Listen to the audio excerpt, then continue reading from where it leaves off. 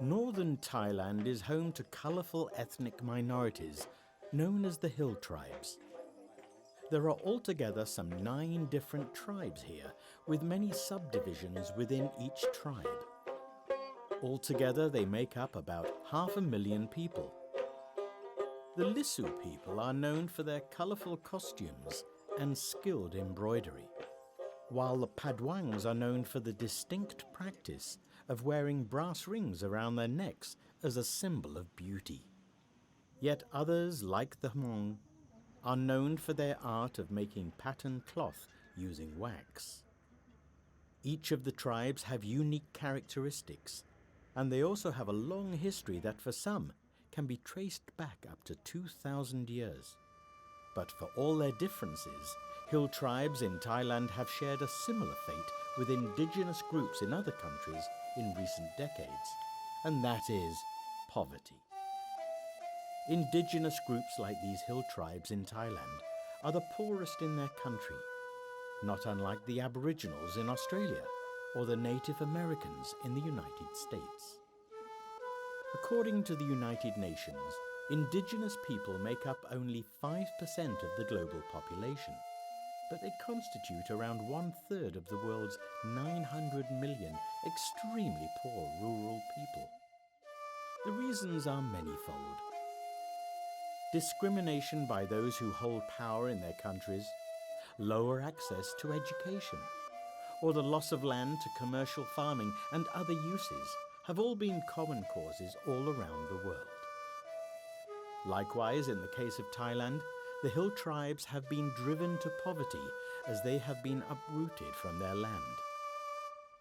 Up until the 1950s, hill tribes were pretty much left alone, as the communities were living in remote mountainous areas 1,000 meters above sea level. They built their own houses using straw, planted their own food, and were completely self-sufficient. But the increase in their numbers and threat of insurgency made the Thai government establish the National Committee for the Hill Tribes in 1959. Hill tribes such as the Hmong, for example, supported communist rebels fighting the Thai government, while opium cultivation was also a source of income for many of the hill tribes. Responding to these threats, the government relocated many villages regardless of whether or not they cultivated opium or supported communists. One such village was the Apa village, named after the village headman. They lost all the land they had in the mountains and were relocated to an area less than 1/10 of the space they used to occupy. Apa village is an Aka village. The Aka people came to Indochina from Mongolia, and they can trace their ancestors back to 70 generations ago. Today, there are 100,000 Aka people living in 268 villages throughout Thailand, and more than 80% of them have been relocated since the 1950s.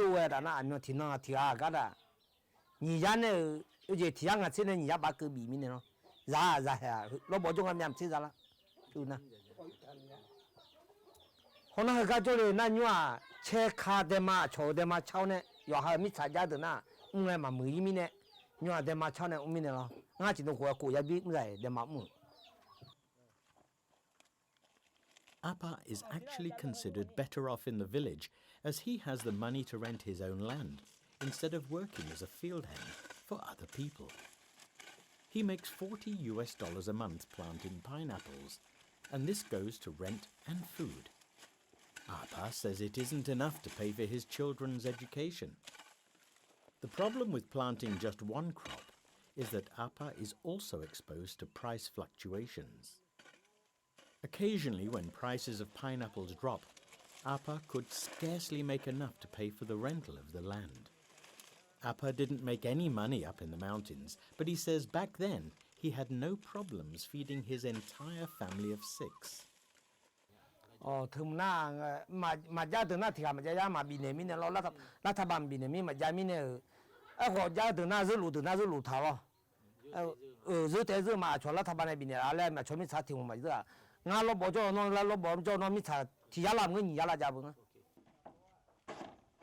Families who have no money to rent land mostly survive by working as laborers in the cities. And that's why in Appa village you will see only the very young or the very old. The adults are mostly away from the village, working in the cities, in order to survive in a cash economy. Appa himself seldom sees his 4 children. One son has moved to Taiwan to work in a factory, while his other 3 kids are in the bigger Thai cities, studying or working. Appa lives together with his wife, Achu, who proudly wears her Aka traditional costume, even when she is working in the fields.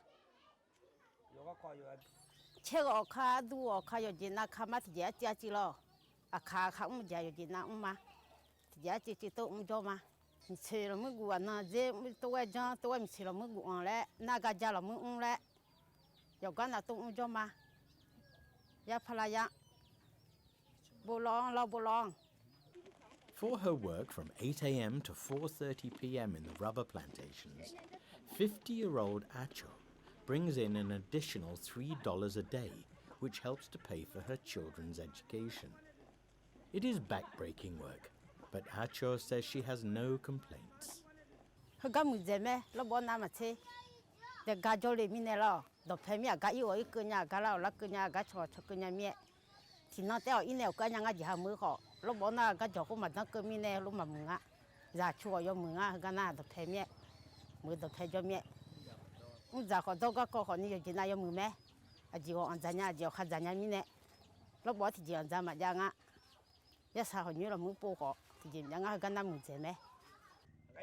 But her husband thinks quite differently.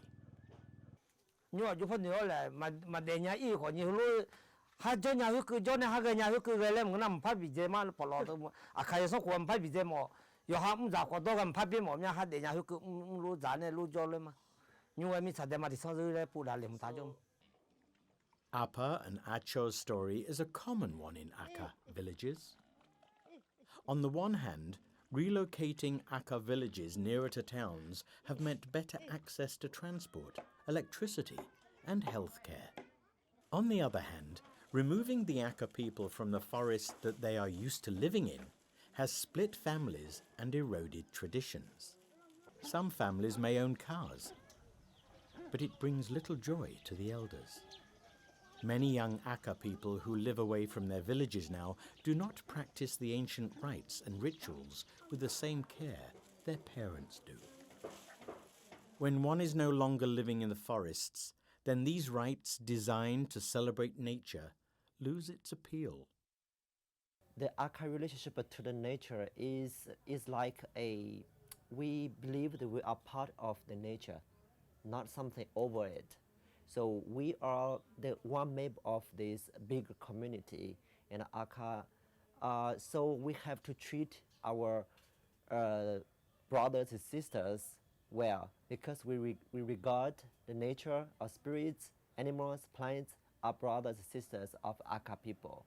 Traditional Aka village always divide the homeland, the whole total land, into 6 areas, right? So the forest is the foremost important part of this whole homeland.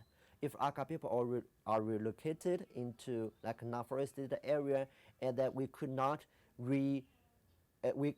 reconstruct the Akha society in a way we used to do traditionally. So the relocation, for example, if Akha people are relocated in the towns and the cities, and they totally lose this kind of cultural environment to survive culturally.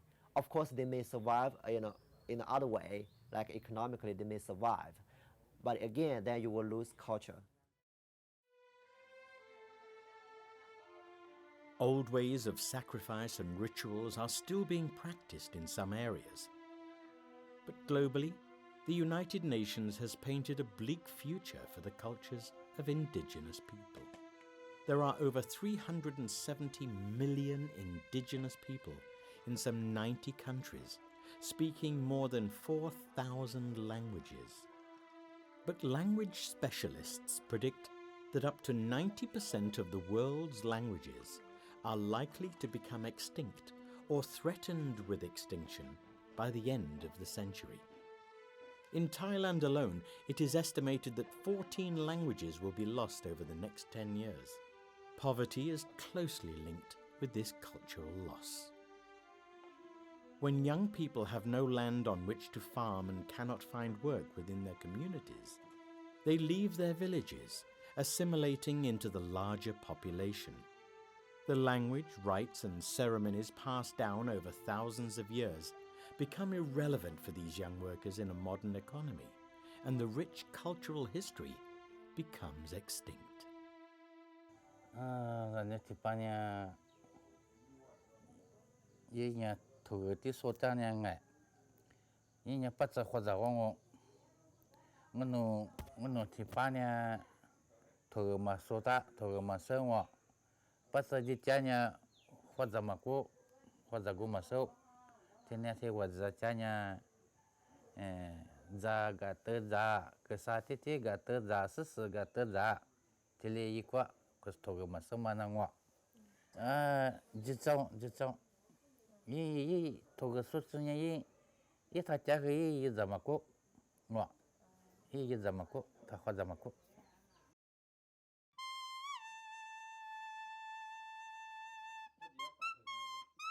Making music with leaves from the forest.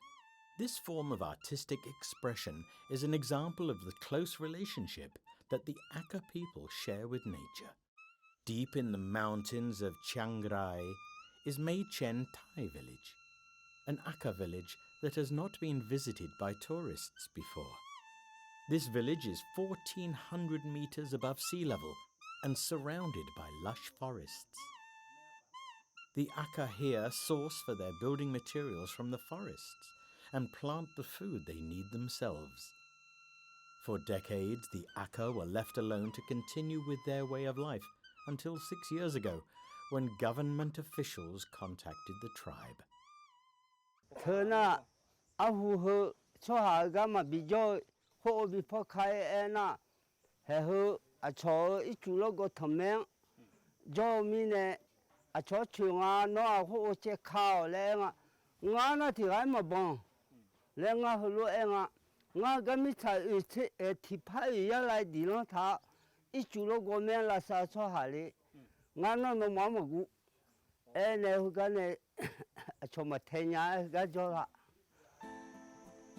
The problem stemmed from misunderstanding between zealous government environmentalists and the Akha people.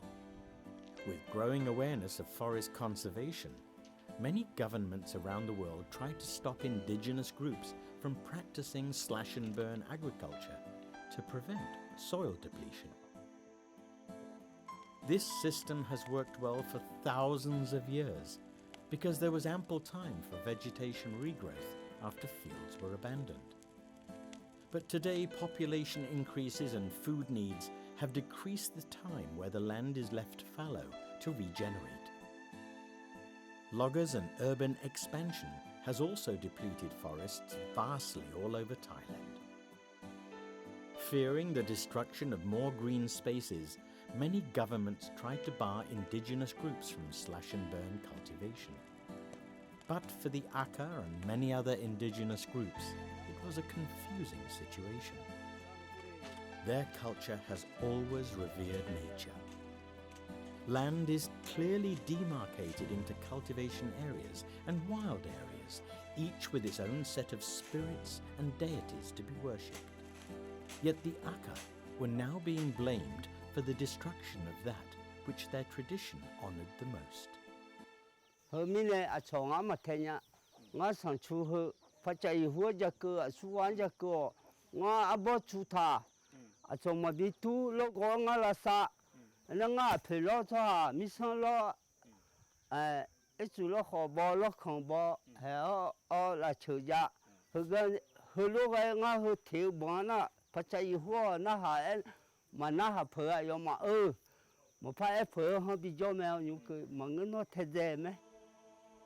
To enable the village to remain here, the non-governmental organization AFFECT mobilized its resources to petition the government. AFFECT stands for the Association for Aka Education and Culture in Thailand. And it is unique in that it was set up by Aka people for the Aka people. AFFECT successfully secured the land by convincing the government of the Aka approach to conservation. It also received a grant from the United Nations Development Programme to help the indigenous group preserve the forest. Villagers patrol the area and work with government officials to prevent any illegal logging.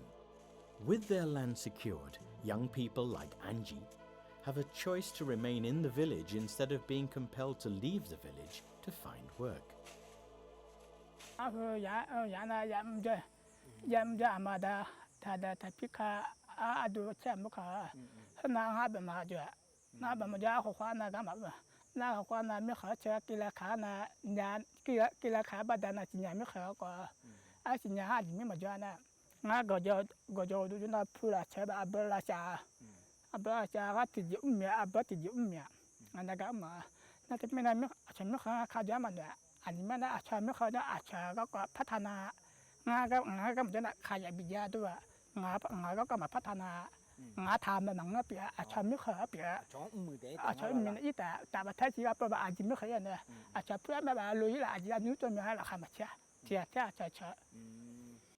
As a marathon runner who has won trophies all over Thailand, Angie is the person in this village who has had the most contact with the outside world.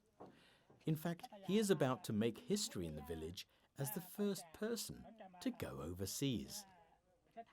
Angie is scheduled for a marathon run in Singapore. He is certainly familiar with all the creature comforts that city life has to offer. But Angie is most content here in the mountains.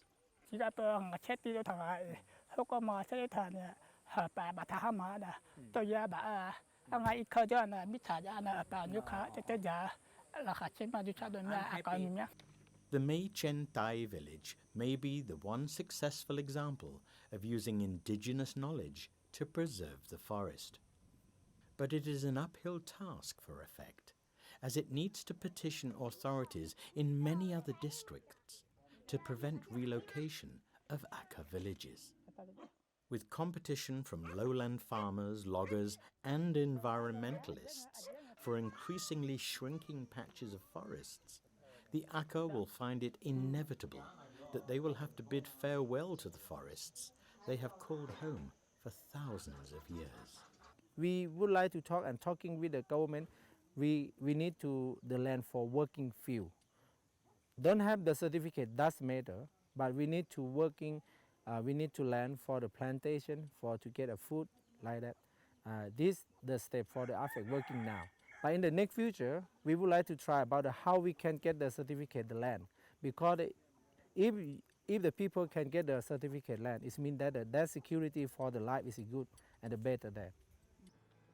To aid their quest for land ownerships for Aka people, AFFECT is also keen on educating the public on indigenous forest knowledge. They believe that when more people recognize that the Aka are guardians of rich biodiversity knowledge, there will be more voices against relocation from their land. To do this, AFFECT have set up the Aka Life Culture and Environment School. Here, different herbs identified by the Aka people are planted and recorded, In the past, the Aka have no form of writing, passing down knowledge through the oral tradition, but now Affect is in the process of documenting the thousands of years of oral history and plant knowledge. This lily lookalike, for example, known as japa in Aka language, helps underdeveloped children gain weight.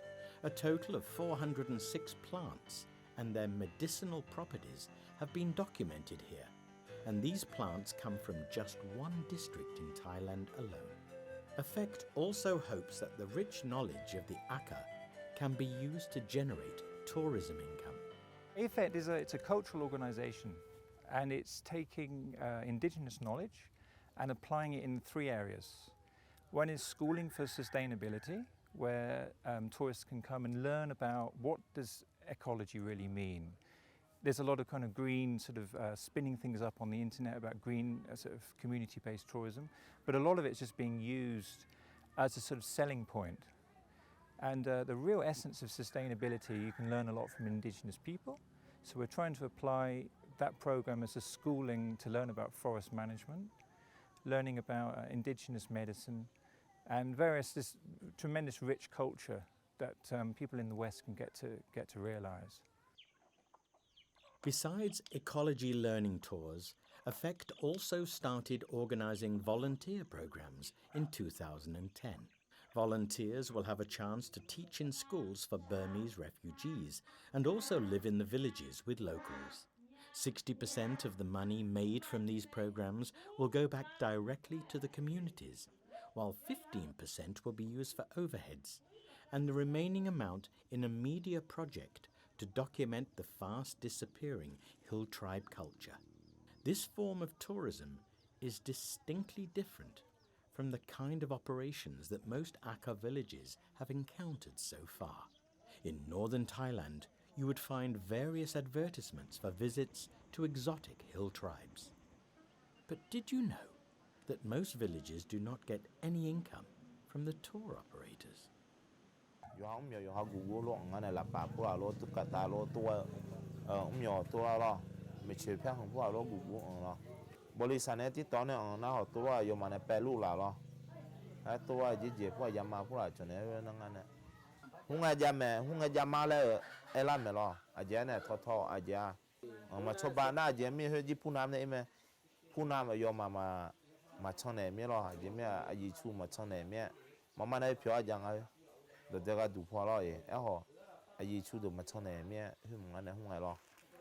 Through sales of handicraft items to tourists, a family of 6 makes around $100 a month, while tour operators are making an average of $1,200 monthly from the organization of these hill tribe tours. It is quite clear the hill tribes have been extremely shortchanged in northern Thailand's bustling tourism trade. Hopefully, with Affect's program and other similar sustainable tourism initiatives, this can change. Besides more money being injected into the villages directly, the community will also have a chance for real cultural exchange, beyond transactional dealings with tourists. Affect hopes that through tourism, young Aka people will also take a greater interest in their own culture. With many leaving to work in the cities, there is a real worry that the younger generation may regard the practices of their parents as old-fashioned. Take Ambia, for example. During her time, all her peers knew the art of Aka music. Today, no youngster in the village can create these traditional sounds.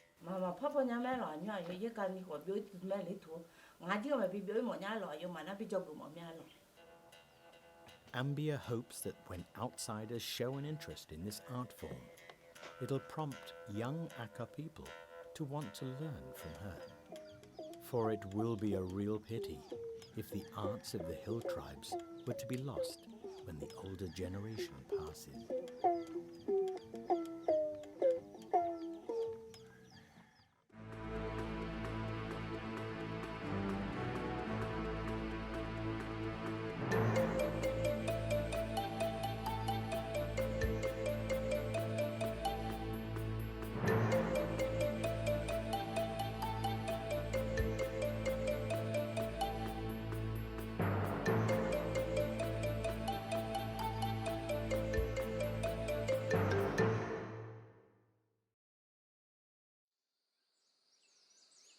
Cambodia is home to 14 million people, and today it is among one of the poorest countries in Southeast Asia. But despite its poverty, reminders of Cambodia's glorious past is everywhere in the country, in its gilded temples and magnificent monuments. Contemporary Cambodia is the successor state to the mighty Khmer Empire. During its heyday, it ruled much of what is now Laos, Thailand, and Vietnam. But that was from the 9th to 15th century. For most of the second half of the 20th century, Cambodia was racked by war and famine. From 1969 to 1974, Cambodia was affected by the Vietnam War. Then, in 1975, the Khmer Rouge took power. During their rule, over 20,000 were tortured and killed here at the Tuol Sleng prison, which was the nerve center of the Khmer Rouge secret police. Today it is a genocide museum, reminding those who come here of the atrocities committed. But the 20,000 deaths at Tuol Sleng is just the tip of the iceberg. Up to 2 million are thought to have died from starvation, overwork, or execution under the Khmer Rouge. It was only in 1998 that the Khmer Rouge surrendered. In their quest for an agrarian utopia, the Khmer Rouge forcibly evacuated all the cities and destroyed much of the existing infrastructure. Those who returned to the cities after their rule found that their homes were gone, and so some occupied former apartment buildings and turned them into slums. Others built new homes using whatever materials they could find. Along the banks of the river in Phnom Penh, the sight of homes built with metal sheets and cupboard pieces is common. The collapse of these houses are a regular occurrence. Here, an entire house has just been washed away by the river because of soil erosion. With such poverty, some parents see their children as goods to be traded. In this slum, there has been a number of children sold to child traffickers. The going rate here is $50 to $200 for babies and young kids. Some of the children end up being adopted in foreign countries. Child trafficking for foreign adoption in Cambodia is so rampant that some countries such as the United States, Britain and France have banned it in recent years. International adoption is slowly being reopened as more stringent checks are put in place by foreign agencies. But local trafficking is also a significant problem, with young children sold into prostitution or a life of hard labor. A lot of the time her life is, the mother and the father's life is so miserable that they have no hope, no joy left over for their children. And sometimes it's a sense of, well, you're 12 now. When I was 12, I was working in the fields, I was doing this. It's your turn to go out and do this. So there is a sense of a cycle. But often the parents are so wrapped up in their own problems, and it's really hard to judge. I mean, I fall into a problem. I have extended family, I have a social system, I have a legal system that protects me, and raising children is still difficult. I have 4 kids, it's not a picnic. So managing to do that when you don't know where your next meal is coming from, your husband's on drugs, you're getting beaten all the time, you have never seen a good role model in your life, that's a Herculean task. The families that do manage in the slums are amazing people that have managed to do that.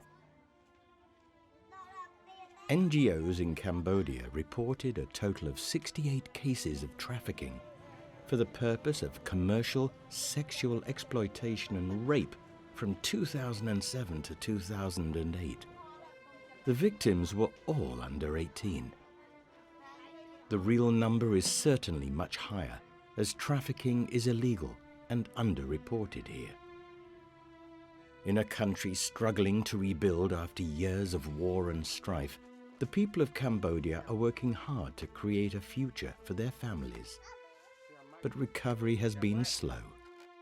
Nearly half of all Cambodian children are malnourished, and 1 in 8 dies before their 5th birthday, largely due to preventable causes. Poverty forces many children to start working at a young age. Child labour is widespread here. It is not uncommon to see children working on the streets or spending hours collecting metal cans or plastics, which they can sell for about $1 a day to supplement the family income. The slums here are built on garbage which covers about 2 football fields, and sadly, this keeps some children busy and away from school. Children also work alongside their parents in the city dump. They sift through the garbage in search of cans, plastics, and other recyclables that they sell for a few cents. Sometimes, when their income isn't enough, the city dump also becomes a source of food. It's a health risk to work here. Like any city dump, there are needles, glass, dirty diapers, and other toxic materials in the trash. And the children often suffer cuts and scratches, food poisoning, and disease.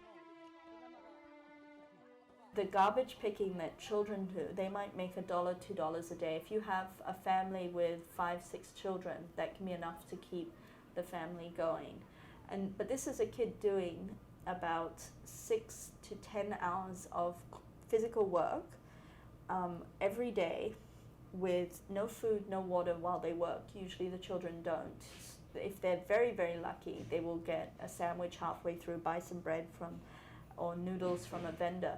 Every time a child goes walking, it's not just that they're missing school, they're literally starving themselves, because the amount they get $1, $2, they cannot replace the calories that they're spending.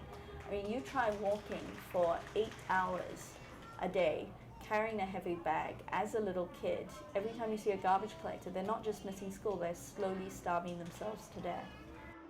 It was stories like this that prompted Diana Saw, a Singaporean, to leave a well-paying job as a general manager in a multinational company and move to Cambodia.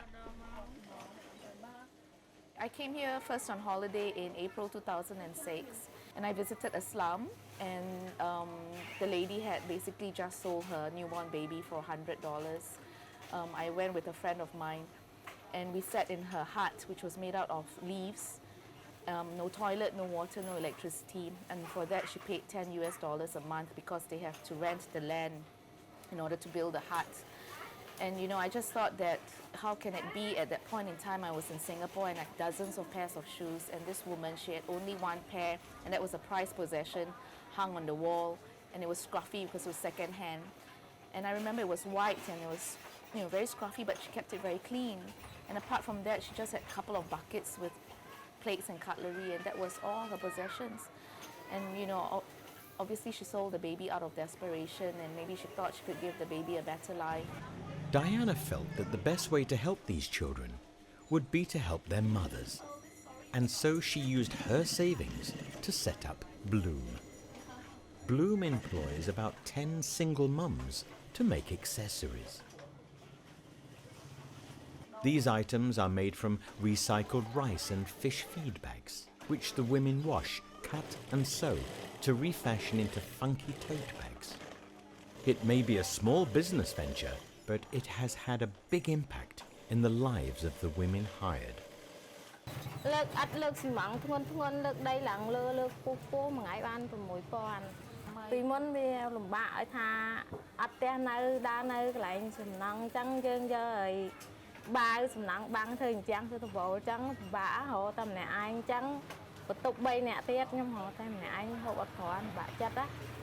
Niang had separated from her husband. She also had no skills, hence heavy manual labor was the only work she could find. It was only after meeting Diana that she was put through sewing classes. Now, with a steady income, Niang and her family members have moved into a house. For the first time in her life, she has access to running water and electricity.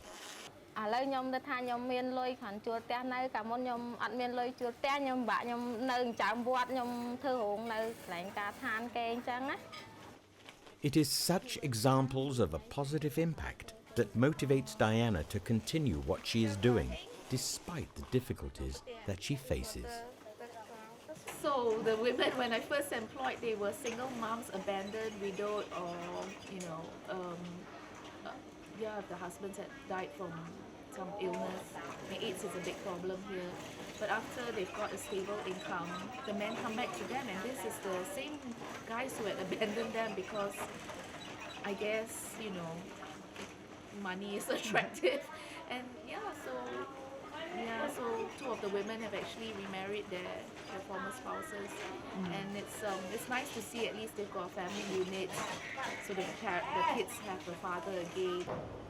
In recent years, a number of other social initiatives similar to Bloom has opened, providing job opportunities and vocational training to women. This in turn helps with the problem of child trafficking. With a stable income, parents can provide for their children themselves and ultimately send them to school, giving the children a better shot at life.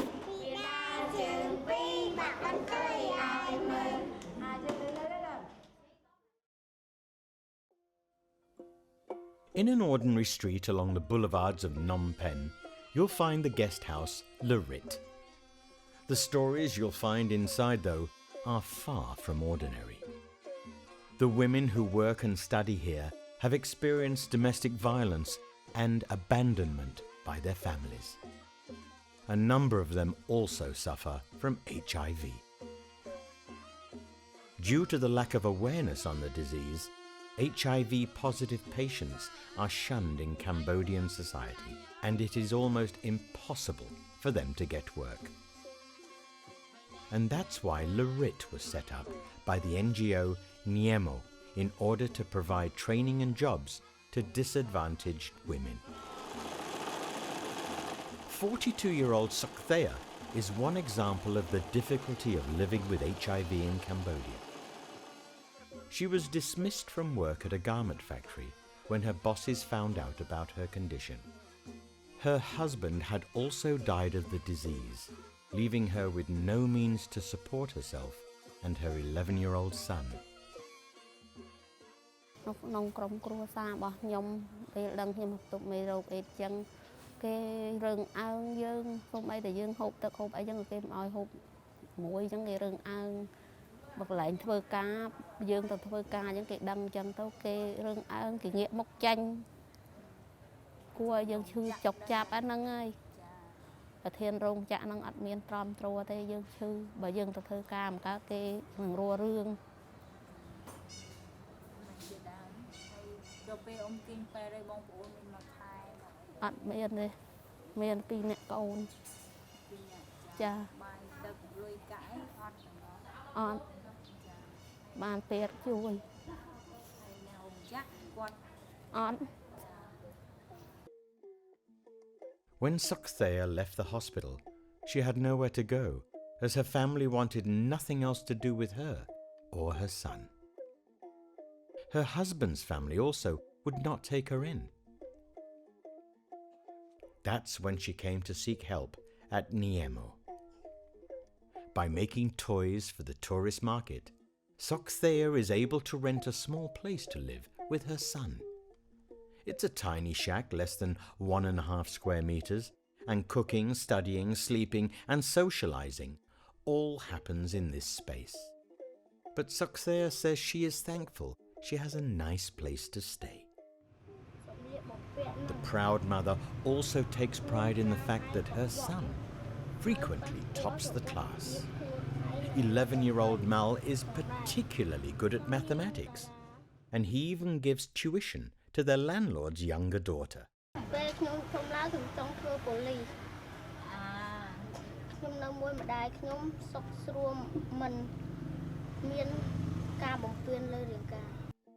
When he grows up, Mal wants to be a policeman like his father was. But Sukthea's greatest worry is whether or not she will live to see the day. ខ្ញុំខ្វល់ខ្វាយទៅនៅអនាគតនឹងខ្វល់ខ្វាយតែពីរឿងកូនខ្ញុំនៅទូចអាយុតែមិន10ឆ្នាំហ្នឹងហើយគ្មានបងគ្មានប្អូនណាគ្មានផ្ទះមានកបែកមានគោលដៅខ្លាចកូននឹងរៀនមិនជាប់អីចាដល់ពេលដល់សង្ឃឹមទុកខ្ញុំសង្ឃឹមទុកខ្ញុំនឹកឃើញរំពឹងទុកហ្នឹងរំពឹងទុកតែអង្គការនិយមហ្នឹងបានជួយហ្នឹងមិនអីបានកូនខ្ញុំបានមកស្គាល់អញ្ចឹងបានមិនបើអត់ពីខ្ញុំទៅក៏មានសង្ឃឹមអង្គការនិយមជួយអញ្ចឹងកូនចៅអីហ្នឹងរៀនតដល់ហ្នឹងទៀតទៅបើខ្ញុំអត់មានបងប្អូននៅឆ្ងាយ For now, Sokthea is happy she has a job to provide for Mal. Sokthea's story is not uncommon. The NGO Niemo sees 40 to 50 new cases every month. Hundreds more seek help elsewhere, and many also slip through the cracks. Many of the women are infected by their husbands. The situation seems desperate at the outset, but once they overcome the social stigma of HIV, there can still be hope for a fulfilling life. Cambodia used to be the HIV black spot of Southeast Asia. In the late 1990s, there were 15,000 new infections every year. But in recent years, Cambodia has been the star performer, where the rate of new infections has fallen to around 2,000. The country is also renowned for its treatment programs for HIV-positive people. More than 9 out of 10 patients eligible for antiretroviral drugs are getting the medicine. This is a big help to those who are abandoned by their family after they realize they have HIV. Sonny is one such person. 4 years ago, she was on the verge of suicide after her husband died and her extended family cut her off. ចាំមូលហេតុហ្នឹងគឺថាខ្ញុំពេលដែលឈឺពេលដែលខ្ញុំឈឺរយៈពេល6ខែហ្នឹងគឺពិបាកមែនបងពិបាកមែនតើសំបីតែញ៉ាំទឹកមកញ៉ាំលែងចូលហើយចាញ៉ាំក៏លែងចូលសំបីតែត្រចៀកក៏ហឹងអស់ហើយដល់ពេលសំបីឲ្យក្រោកអង្គុយអញ្ចឹងបើតោះគេទប់ពីក្រោយបើសិនជាគេប្រឡែងតិចដួលផ្ងាក្រោយទៅហ្មងអញ្ចឹងគឺថាវាពិបាកមែនតើបងពេលហ្នឹងក្រៅពីសេចក្តីស្លាប់គឺខ្ញុំអត់ចង់រស់ហ្មងខ្ញុំគិតថាស្លាប់ទៅគឺខ្ញុំផុតអស់ប៉ុន្តែគាត់ថាខ្ញុំគិតដែរកូនប៉ុន្តែពេលហ្នឹងគឺថាវាពិបាកពេកខ្ញុំគិតឃើញតែមួយយ៉ាងហើយគឺខ្ញុំចង់តែស្លាប់ពេលហ្នឹងខ្ញុំឡើងគិតអីខ្ញុំចង់តែស្លាប់មកមុខចា A taxi driver referred her to Niemo, and there she took sewing classes. It was also at Niemo that she formed a friendship with Vutha, another woman with family problems. Today, the two women work together.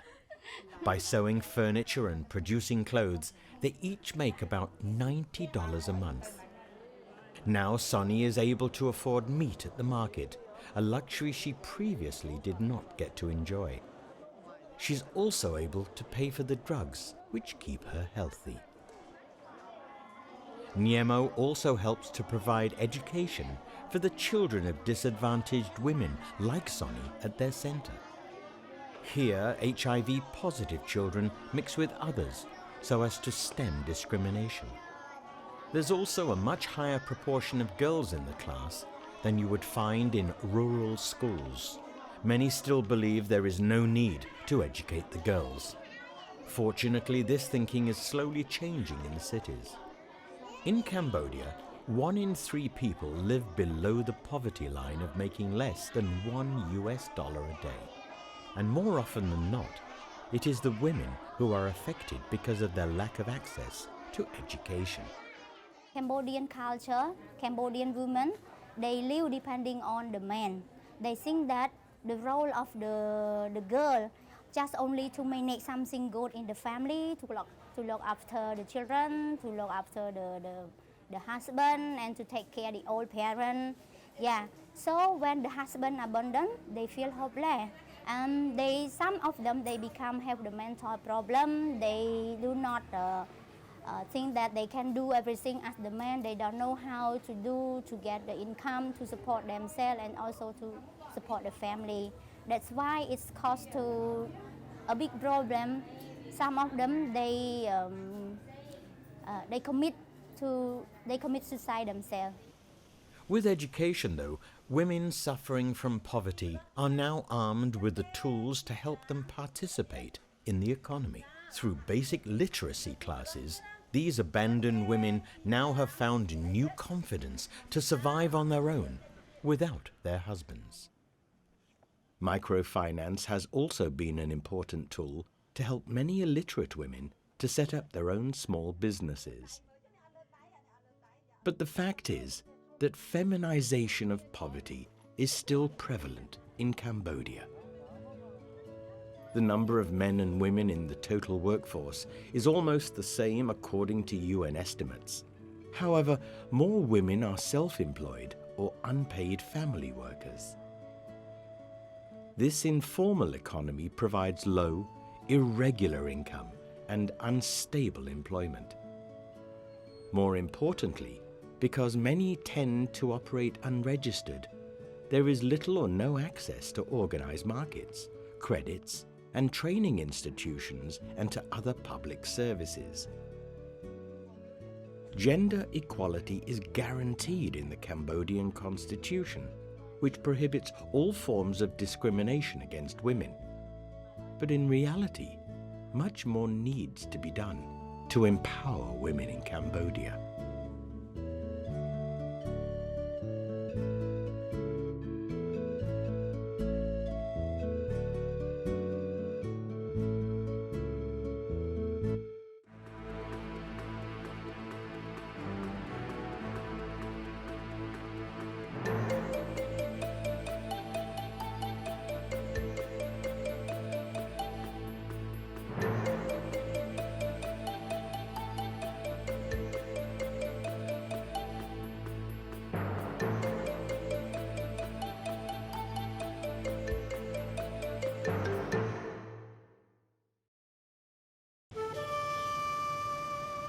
Vietnam is a nation on the rise. The capital, Hanoi, was first known as Thang Long, which means dragon ascending. It is now an image applicable to the country as a whole. After years of French colonial domination, followed by communist isolation, the Vietnamese government decided in 1986 to open its doors to market reform. Today, Vietnam is experiencing rapid economic development, with GDP growth rates averaging more than 8% per annum in the last decade. Call it communist capitalism or capitalist communism. Like its neighbor China in the north, the Vietnamese economy is powering ahead. In 1993, 1 out of 2 people lived below the poverty line. Today, about 2 in 10 people live in similar conditions. It's a considerable improvement, but amidst the hustle and bustle of the city Hanoi, you will still witness the backbreaking work of the poor trying to eke out a living. The adults ply the streets all day with heavy loads of goods on their shoulders, while the younger ones get by as parking attendants, buskers, beggars, or mostly shoe polishers. It seems in the dusty streets of Hanoi, there is no lack of demand for the services of shoe shine boys, who you'll find in most street corners. Locals call these street kids dust of life, a term to connote wandering children. 14-year-old Pham Man Hung and his 12-year-old brother, Hung, are among the estimated 22,000 street kids in Vietnam. The 2 boys have never been to school and cannot read nor write. Dậy từ 6 giờ đi làm từ 7 giờ đến 3 giờ một ngày đánh được 100.000, 20 đôi giày. They have both migrated from the countryside to Hanoi with their mother after their father died. Theirs is a common story of escape from rural poverty. Here in Hanoi, the boys can sometimes make more money in a day than working for a month tilling rice fields back at home. Vì điều kiện hoàn cảnh của cô tạo nên thì các em nó không có nhà, không có công ăn việc làm thì phải cho em đi đánh giày vậy. That is the reality here. If you don't have money for school, you don't go. But at least these boys have their mother. Many of the other street kids wander around alone. They may have run away from home because of domestic violence or broken families. But whatever the reason, these kids become easy prey for exploiters.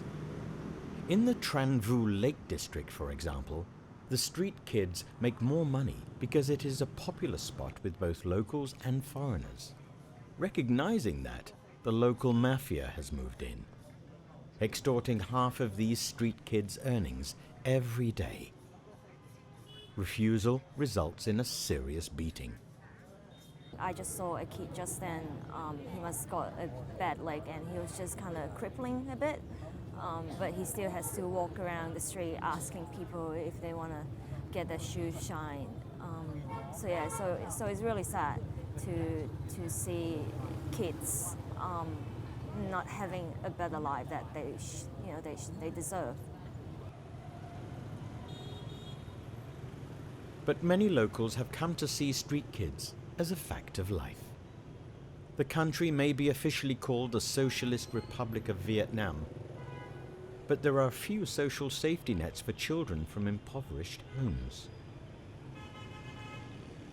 In Vietnam, in normal days, so they feel quite normal when they saw the kid walking on the streets, but there's some of them they bully the kid. I heard about the story of the kid when one guy, they's eating on the street and drinking, and they get drunk, and then they bully them and then just hit them just 3 days ago in this area. The Vietnamese government sees street kids as a pressing problem in the large cities. So in recent years they have stepped up enforcement measures, arresting the street children and sending them to what is known as reform school. In reform schools, the kids have to perform manual labor. Those who have been there tell us it is basically like prison. The sentences range from 2 months to 2 years. But once they're out of reform school, it is back to the streets for most of them, as it is the only way to survive. With no proper education, how else is a kid to get a job? Thế thì cái nguyên nhân mà tức là nói về số lượng ấy, thì về con số thì thấy nó tăng lên, nhưng như tôi nói đây là về cái khái niệm của chúng ta chưa đồng nhất, cho nên cái con số này thì có thể thấy nó tăng lên bởi mấy cái nguyên nhân này. Cái nguyên nhân thứ nhất là do cái sự chênh lệch về cái mức sống giữa nông thôn và thành thị. Cho nên cái mức sống của người ở nông thôn thì nó thấp, thế rồi dễ gặp thiên tai, rồi dịch bệnh, thế rồi vấn đề đô thị hóa làm cho họ, cái người nông dân ở nông thôn thì mất ruộng đất, thế rồi họ chưa chuẩn bị cho họ một cái nghề nghiệp nó thật vững chắc đảm bảo cho cuộc sống, cộng với cái chính sách của chính phủ ấy, là đảm bảo cho công dân tự do đi lại, tự do cư trú, cho nên cái xu hướng là người ở nông thôn họ kéo ra thành thị, họ kiếm việc làm, thì cha mẹ đi thì đồng thời là họ đem theo con em của họ đi ra thành phố, và vì từ đó mà cái số lượng trẻ em ở thành phố, ở đô thị ấy, thì chúng ta thấy nó tăng lên, và nhiều cái địa phương thì đánh giá đây là cái trẻ em nó lang thang. Đấy. Cái nguyên nhân thứ hai nữa là cùng với cái sự phát triển kinh tế của đất nước ấy, thì cái khuyến khích của chính phủ là cho công dân làm giàu, cho nên là nhiều gia đình thì đã dành quá nhiều thời gian cho cái việc làm kinh tế để phát triển kinh tế gia đình. Rural kids may have starry-eyed dreams of seeking their fortunes in the big cities. But once they arrive, they quickly learn that life in the urban jungle can be even tougher. To realize the dreams of wealth, many also turn to a life of crime. Hiện là chuyên môn những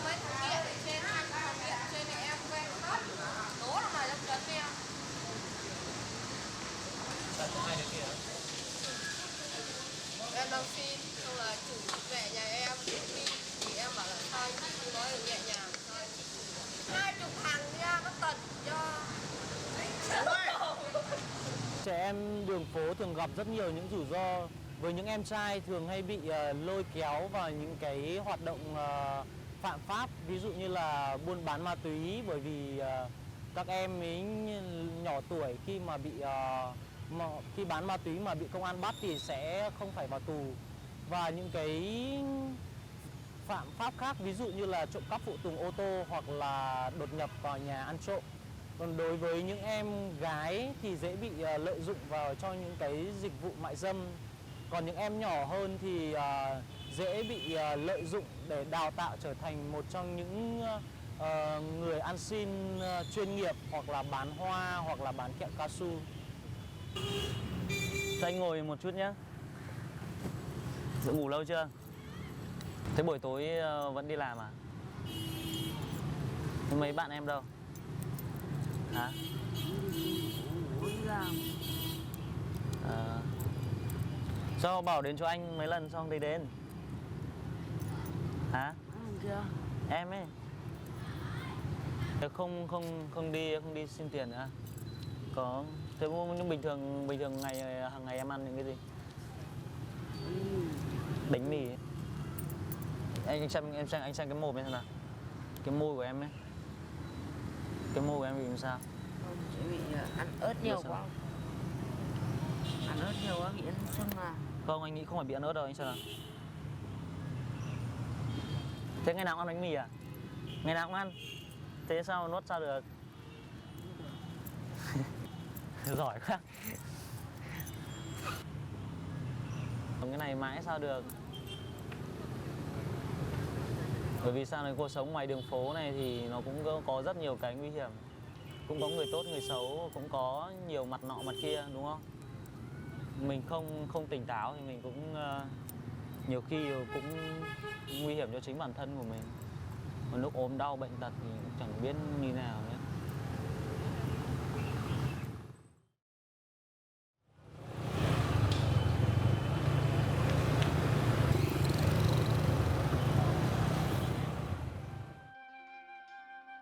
Despite Vietnam's stellar economic growth rate, it still has a long way to solve the problem of disparity in wealth between rural and urban areas. But help is at hand for those on the streets. The government is stepping in through programs to speed up development in the rural areas. In recent years, a number of different charities and NGOs have also opened in Vietnam to address the problem of street children. It is an uphill task, though. Despite continuing efforts to tackle the issue, the Vietnamese Government Committee of Population, Children and Family reports that there are still about 22,000 street children in 2009. This number is similar to the head count back in 2001, and it is unlikely to go down in the near future as thousands more arrive from poor rural areas.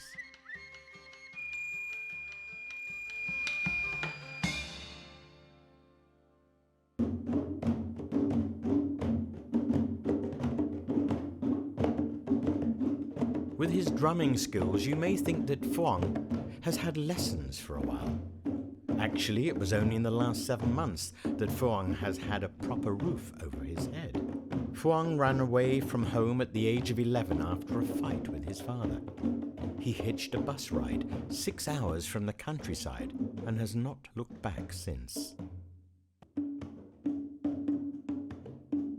Hồi đấy em lên khỏi bến xe thì em gặp mấy anh lính giày, thì mấy anh có hỏi bảo em tại sao lại đi thang, thì em kể cho mấy anh nghe, mấy anh bảo đi theo mấy anh để anh dạy cho nghề đánh giày và cho em ở cùng nhà trọ với anh ấy.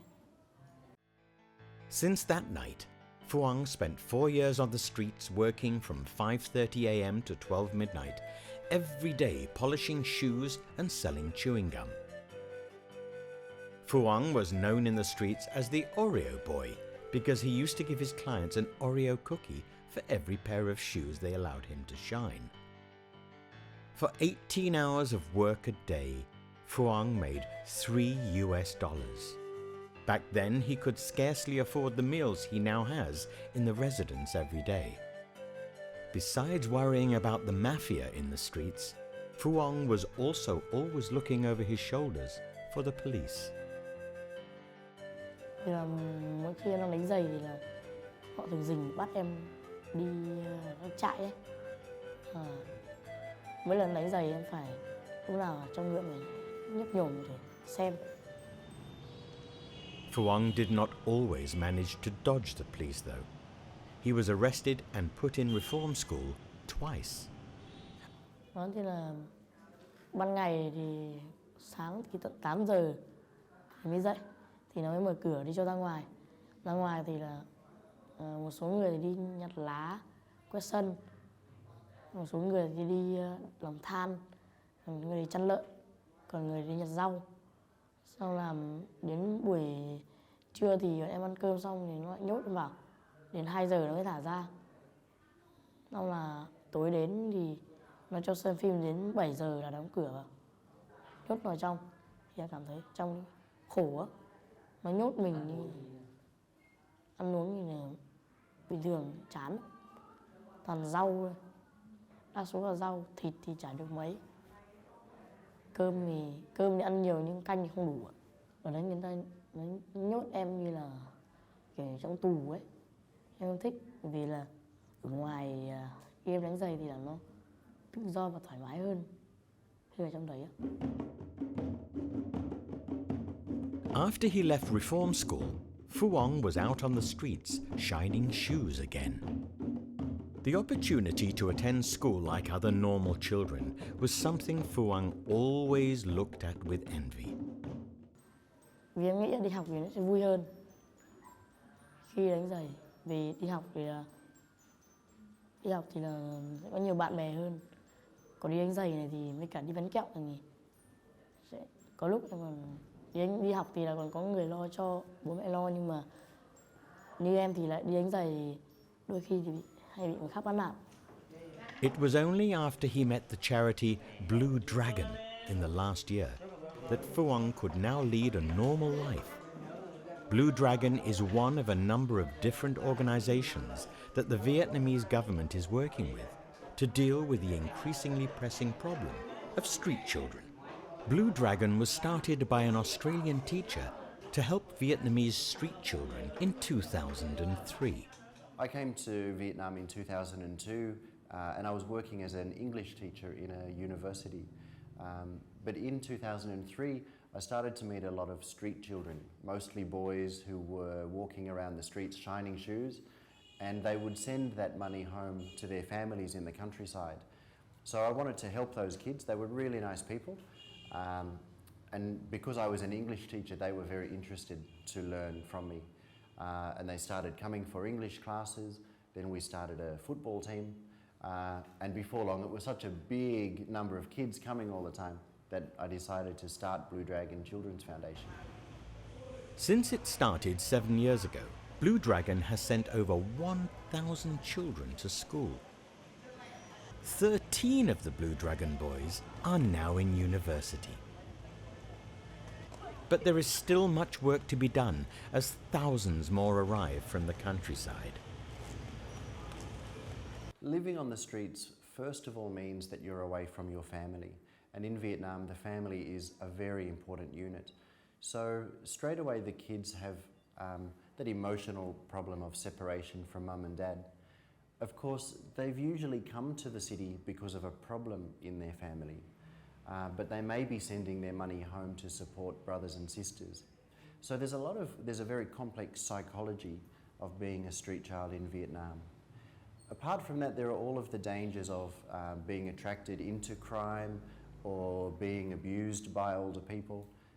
Some of the shoeshine boys often talk about how older gangs will come and steal their money or beat them up if they don't hand over money.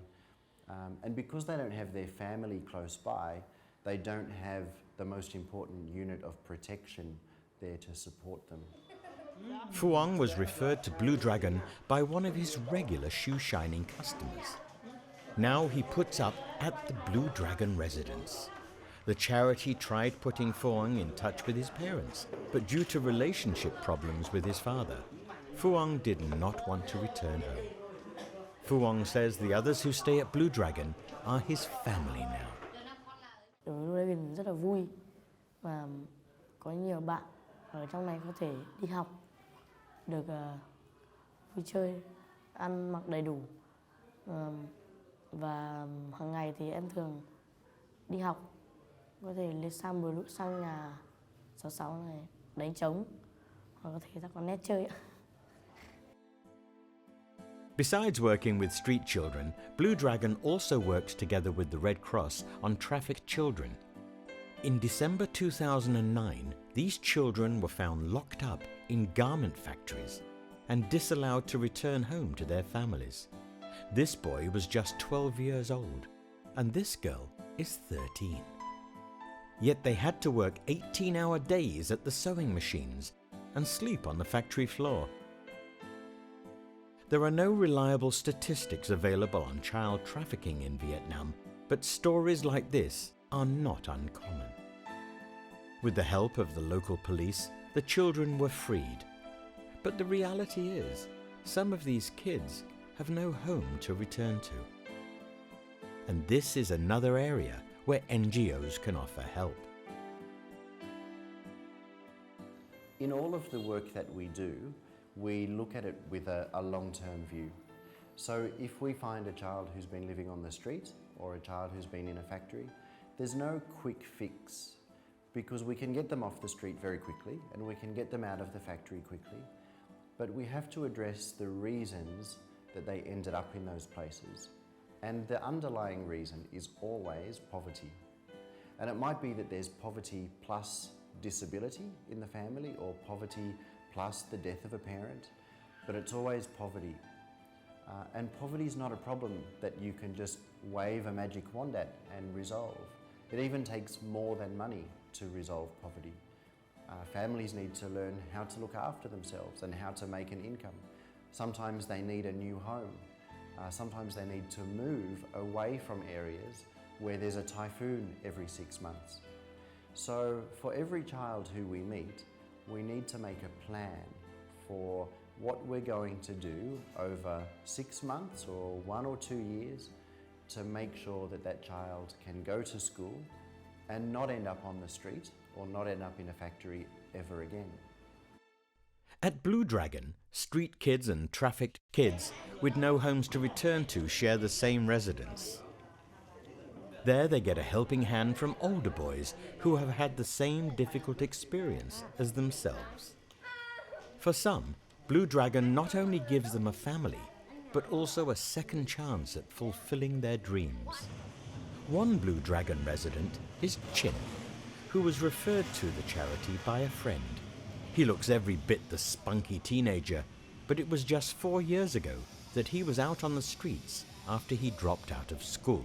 My mother passed away, and I have 3 younger sisters who still need to go to school. And so I need some money to support my younger sister. So I went to Hanoi to find a job. And suicide is very easy job, and it is very easy for you to earn the money. Yep. I miss school because my dream is going to university. I just finished my secondary school, and I also, when I saw students working on streets, I wish I can come back to school to finish university. With the help of the charity, Chin went back to school and took information technology and English classes. He even won a scholarship which took him to New Zealand for a 3-month pre-university course. There he lived with this New Zealand family, went trekking in the mountain, snowboarded here, and even had a chance to go skydiving. I feel very lucky. I feel, I don't know, if I wasn't Michael or Blue Dragon, I couldn't have any opportunity like it. Like to go to New Zealand to study and enjoy the wonderful activities. Chin is now waiting to enroll in a communications course in university. In his free time, his favorite hobby is roller skating. And he often brings the other boys at his residence. It's a real thrill for them, as they have never tried the sport when they were living out on the streets.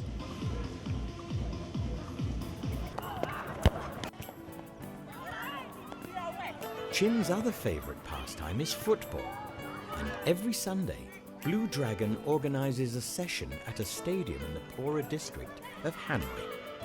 The aim of the game is to give Chin and the other volunteers and social workers at Blue Dragon a chance to befriend street kids or other children living nearby in the slums. In this country which feverishly follows football, even street kids and slum kids will give up their Sunday morning earnings and come to the stadium for a game. It is great fun and a good workout. But more importantly, the street kids can find out more about the Blue Dragon program, while social workers can keep up to date with the latest happenings on the street and identify those who need help. Surviving in a big city as a young kid alone is certainly tough, but with help available from organizations like Blue Dragon, they may be able to kickstart a better future.